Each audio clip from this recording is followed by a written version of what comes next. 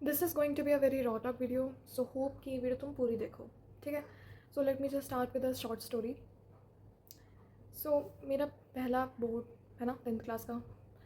तो पहले बोर्ड की फीलिंग क्या होती है? थोड़ी नर्वसनेस होती है ना, थोड़ा डर भी लगता है। और हमारा पहला मैथ्स का बोर्ड था।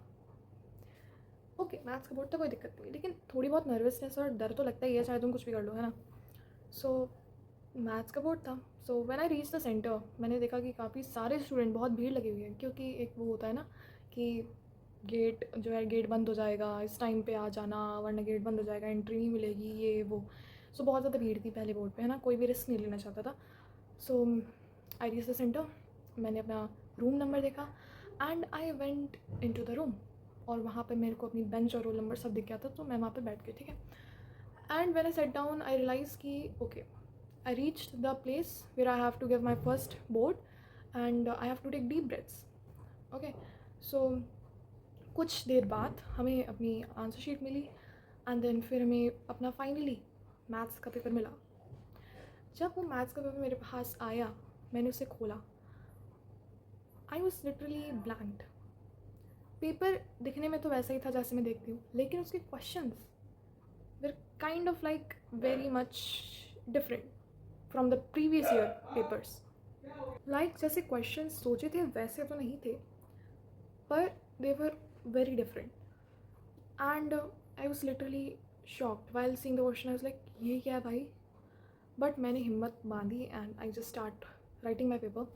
You can not believe me, but 3 घंटे ऐसे निकल गए, पता भी नहीं चला। 3 घंटे 3 मिनट की तरह लगे। इतना टाइप ऑफ एंग्जाइटी प्रेशर था। And you know what, exam ख़त्म होने के बाद I saw 2-3 people crying, 2-3 students crying at the centre. Can you believe? उनको देख के मुझे पता चल गया था कि मेरा ही पेपर हार्ड नहीं है, उन सब का भी है। सो मैं बहुत ओवरवेल्म थी अंदर से कि भाई अपने आप को, अपने इमोशंस को कंट्रोल करना है ना। आई रीच्ड होम, ठीक है, and I just literally broke. I was like, भाई ये क्या हो गया? क्या ऐसे ही सारे पेपर होंगे? CBSE क्या करना चाह रहा है और हमारे साथ ही ऐसे क्यों हो रहा है? हमारे से क्या दुश्मनी है? सो मेरे मन में ये थॉट्स आ रहे थे, है ना। I was just screaming like, हमारे साथ ही ऐसा क्यों हो रहा है? CBSE ने ऐसा क्यों किया, ये वो, है ना।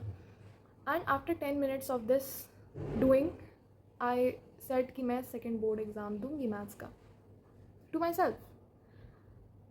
And it was just so much overwhelming कि उस टाइम पे मुझे और कुछ समझ में नहीं आ रहा था। I was not feeling that I would fail, but बहुत ही कम स्कोर आएगा, इतनी मुझे फीलिंग आ रही थी। और पता है, जैसे ही एप्लीकेशन आई, फीस आई, और जो भी मतलब सेकंड बोर्ड से रिलेटेड जो भी इन्फॉर्मेशन आई, I just literally applied as soon as possible. Result से पहले ही मैंने एप्लीकेशन भर दी, फीस भर दी कि अब मैं सेकंड बोर्ड दूंगी, रिजल्ट से पहले ही। सो अगर रिजल्ट आ भी जाता तो उसके बाद भी मुझे देना पड़ता। सो इसके पीछे कंक्लूजन क्या निकलता है? कंक्लूजन ये निकलता है कि due to my emotional and mental health, I took the decisions जो मुझे आगे जाके इन द फ्यूचर, आगे जाके इरिटेट कर रहे थे। सीरियसली, 15 तारीख को, मतलब आज जो है वो मैथ्स का पेपर है, था, मतलब था। तो उससे 1 या 2 हफ्ते पहले मुझे इतना कुछ प्रेशर वगैरह था नहीं कि हाँ वही हो जाएगा। लेकिन जैसे ही 15th डेट पास आने लग गई, आई वॉज फीलिंग लाइक अब तो इसके लिए प्रिपेयर करना पड़ेगा अच्छा खासा।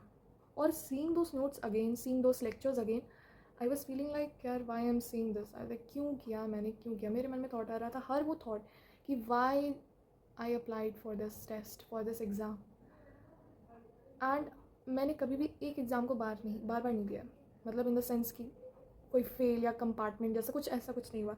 आई was feeling very much broke and overwhelmed कि मैंने क्यों दिया पेपर। बट सिंस पेपर हो चुका है, सो अब मुझे लग रहा है कि प्रेशर थोड़ा निकल गया है। बट तुम्हारे लिए क्या इंपॉर्टेंट है इससे जानना? तुम्हारे लिए इम्पॉर्टेंट है कि देखो, तुम्हारे पास भी सेकंड बोर्ड देने का ऑप्शन आएगा, ठीक है। तो इस धोखे में बिल्कुल भी मत रहना कि मेरे पास तो सेकंड बोर्ड है, मैं दे दूँगा, मैं दे दूँगी। क्योंकि अगर तुम आगे जाके साइंस, है ना, ऐसी स्ट्रीम्स लेने वाले हो जिसमें सिलेबस वास्ट होता है और प्रेशर बहुत ज़्यादा होता है, then second board is just a waste of time, seriously. And ये बिल्कुल ही मत सोचना कि तुम्हारे पास सेकंड बोर्ड है। जस्ट फर्स्ट बोर्ड को ही अपना मेन टारगेट समझना। फर्स्ट बोर्ड में ही इतना एस कर लेना, इतना ज़्यादा लगा देना कि तुम्हें सेकंड बोर्ड के बारे में सोचने का मौका ना मिले.